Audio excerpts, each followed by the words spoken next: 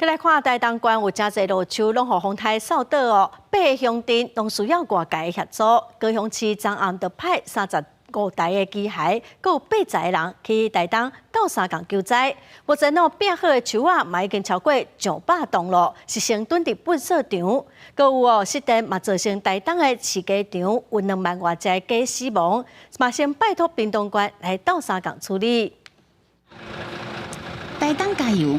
高雄市政府7日暗时派32台大型的工具机到台东，嘛带80个人力资源。伫风灾了后，救灾力量欠缺的台东县，总算等到头一批救灾的资源人力。以我们经验，大概很多大型的树木倒塌以后，需要链锯，需要一些大钢牙来捕捉这些大的树木哦，所以我们说也派了很多链锯工过来这边倒资源。透早，高雄市资源人力马上到台东县8个乡镇市协助清理倒去的这树啊，因为这树的数量实在真多，尤其是大树无法度用烧的处理。目前台东市粪扫安排场就蹲超过50栋，数量实在真多。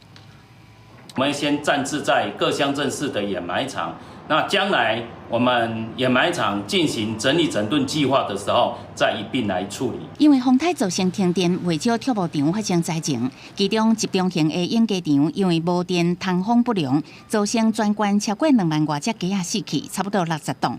县政府接到通报，紧急协调屏东的处理厂业者再烧30栋，出来由台东县家己处理。协调了环保局，我们会用台东现在正在使用的焚化炉来逐渐的来把它焚烧，把它处理掉。